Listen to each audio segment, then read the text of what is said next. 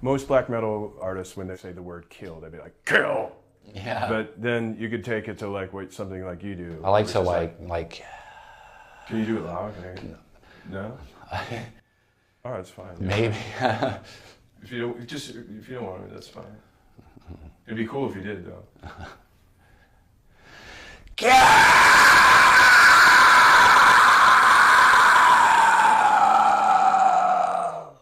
Yeah. Something like that. Something like that. Yeah.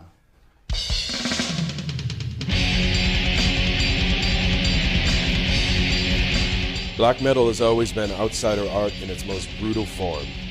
Back in the 80s, European bands like Venom, Bathory, and Celtic Frost were the first to release these kinds of violent, lo-fi records filled with blast beats, satanic imagery, and shrieking vocals.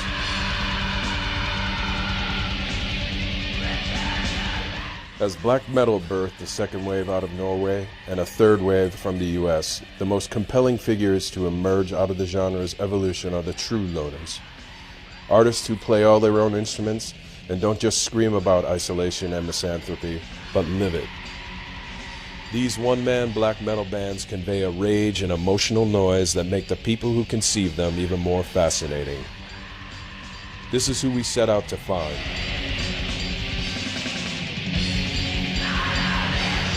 Three living one-man black metal artists who have never before given the public a peek into their solitude.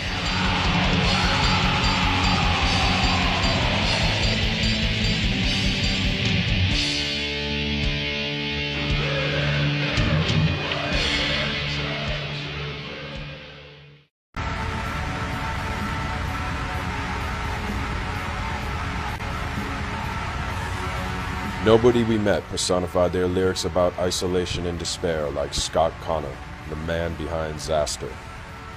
We tracked him down outside of Los Angeles, amid the palm trees of Alhambra, California, an unlikely place as any for a guy who makes such dark, depressive music. Xasthur's sound is unmistakable. Walls of guitar noise and mournful keyboards, topped off with strangled screams. Scott is extremely protective of his identity. Until now, he's never shown his face on camera. But he agreed to let us shoot at his house, where he writes and records all of his music.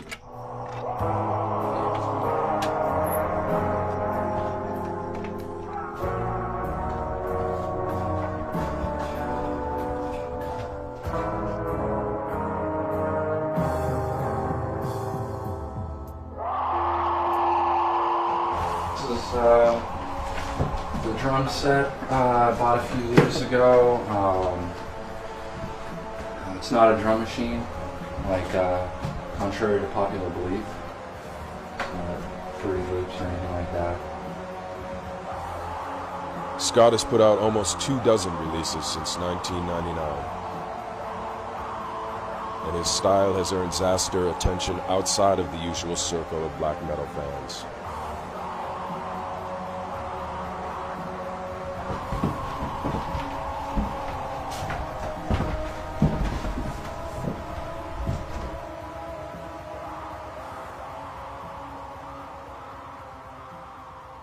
This looks like the newer one, The Revenge. I had to have it. I spent the last of my money about 6 months ago buying it.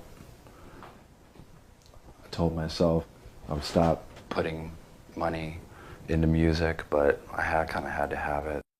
Why did you decide to stop putting money into music? Music doesn't really give you enough in return to keep putting the little you got into it all the time and time again. The music, it's really like a love-hate thing that I have for it, you know. In the literal sense of doing it, writing it and recording it. That's when it doesn't matter who listens to it and who doesn't. It doesn't matter how much money I have or how much I do or don't have. Those things don't matter to me at all when I'm literally doing it. There's a lot of bands that are just people pleasers, and I'd rather take the risk of trying new things. whether it's a different kind of sound from a different place that most metal people aren't always familiar with, or whether it's trying, I'll play any instrument I can get my hands on. I don't even care if I can play it or not. I'll figure out how to play it. That's what I am concerned most with,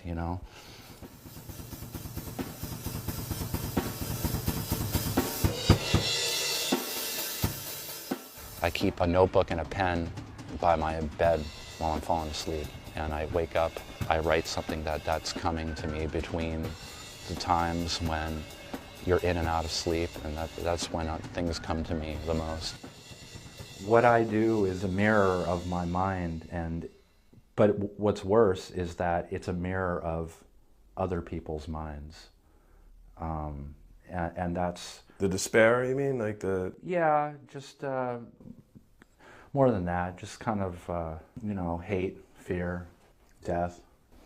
The other thing that's like not really very understood is that I don't recall ever making claims I can't back up in my lyrics, like I'm going to kill myself. I don't do that. But instead what I do is I just say, hey, here's a few reasons for you listening to this. You might want to look into dying and killing yourself. You might want to look into that.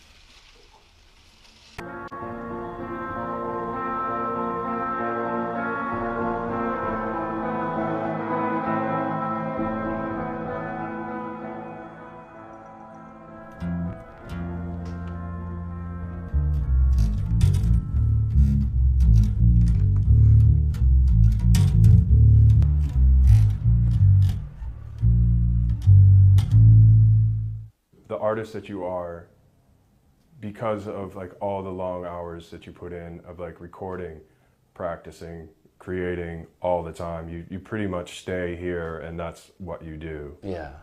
And this was the way that you dealt with life, is to just stay in, stay alone, record, create?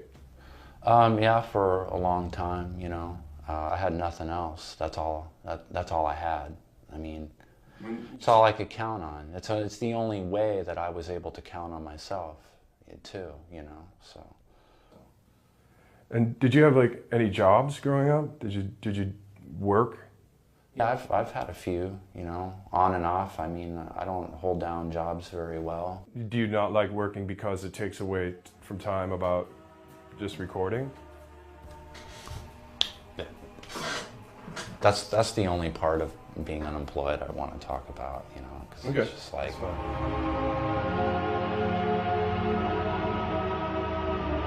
Scott's aversion to revealing anything too personal makes it impossible to figure out how or why he's carved this life out for himself. But it speaks volumes about his need to do everything on his own and create such brutal, compelling music. When did you first discover, like, you wanted to play music, you wanted to create? I just started doing it, like, probably after high school, Were you working with other people, or did you always just work by yourself? I used to work with other people, but back then, like, nobody wanted to play black metal, and if you explained it to them, they just, nobody wanted to play any kind of music like that. And so the people I would find were people that were not really into it, and I would tell them, do it anyway.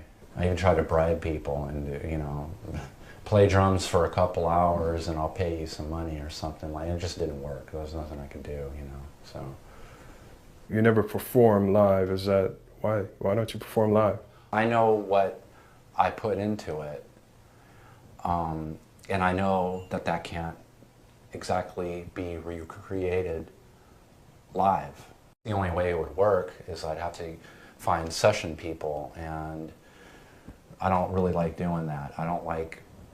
It's just part of one of the things about metal, especially these days. Black metal is just like a lot of bands and musicians, they just recycle the hell out of each other, and I'm not into that. It's not the kind of band that you go to see. It's not like some rowdy, beer-drinking kind of music. That's pretty much why. And I have another problem too, is like, I do a lot of songs, so I don't really remember how to play half the shit I write.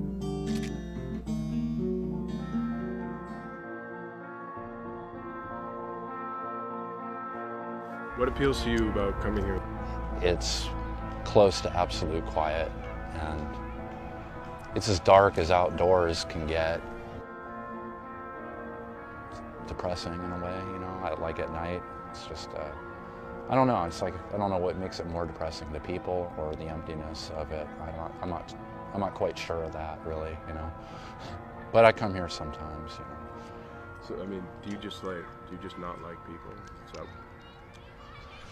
I just never understood people. I don't think they really ever understood me, and I don't have anything in common with very few people at least. I don't really see any worth in a lot of people. I find human beings most of the time to be really arrogant, with nothing to be arrogant about. In the back of my mind, I'm always trying to think of ways to knock them off their high horse if I could, you know. But at the same time, when I meet somebody who I think is going to be a piece of shit like everybody else, and they turn out to be a really interesting, amazing person who might even think the same way that I do, I'm really glad about that.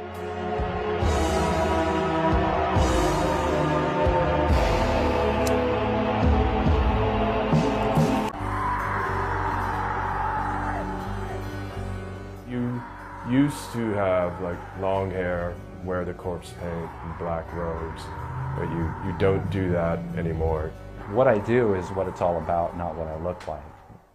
It just kind of started seeming kind of juvenile to me. There's nothing that I can't stand more is like somebody who's like, you know, in their 50s or something, and they're still wearing corpse paint. Their black metal shirts just have teen angst written all over them, you know what I mean? It's just like, it's just time to really cut the crap.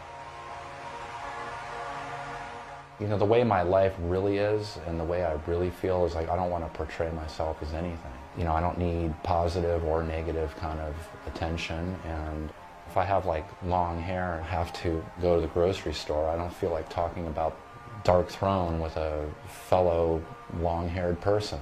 I want to, you know, like, I don't talk to people. When I say I want to be left alone, I mean it. There was a time when I was listening to Telepathic with the Deceased extensively, repetitively. It was during the winter time. It was in Chicago, just bleak, gray, overcast. I wasn't feeling so great, but I would listen to this record every single day, and it made a lot of sense to me. Do you think that's the appeal of that record? Is that who it's made for? I've made a lot of albums during a lot of terrible, awful times, and that one probably was made at a very hard. Yeah.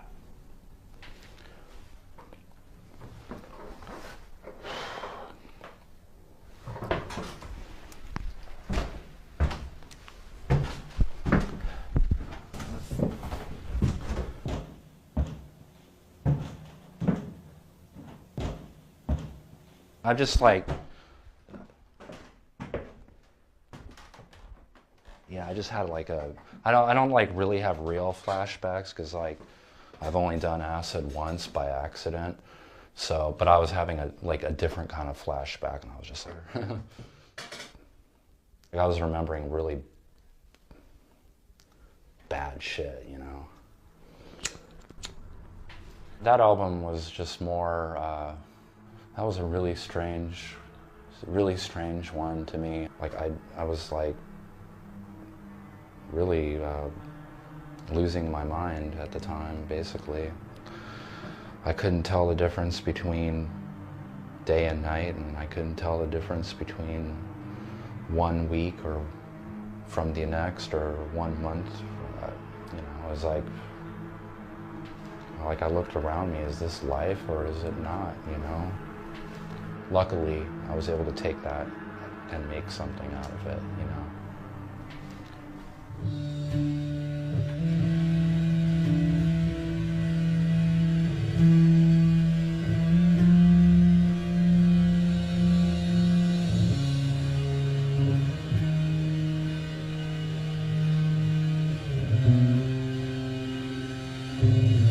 I'm realizing more and more that I like a lot of other things, and, you know, like, you know, if I hear music like Lycia or Kansas. Look who's here. Oh gosh. Rare appearance. Like hearing music like that inspires me to play black metal. Not black metal doesn't inspire me to play black metal anymore, you know? I would really like to do something completely different and kind of stick to it for a while too.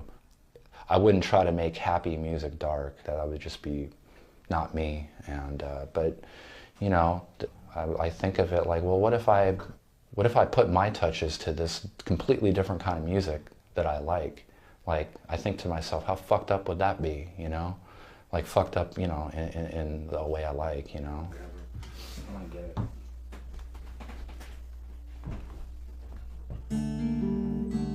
People identify what I've done with black metal, and I'd like to take what I do and turn it into something that doesn't have a name.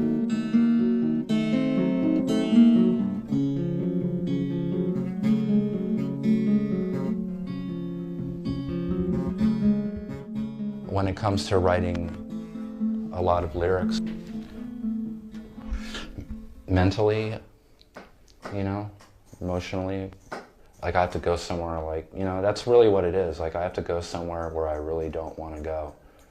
But there's something, there's something there. Is it something like that happened in your past that you're trying to, you know, revisit in your own way and figure it out? It's the future. It's the future and it's the past, both, you know. It is, you know. Sometimes I'll step into my own future and past, and I'll step through the eyes of someone else's future and past a lot of time.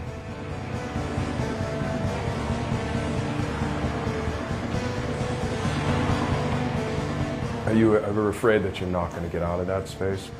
On one hand, I wonder if I ever really did make it out. Maybe this is one of the people I've turned into, and this person now is nobody.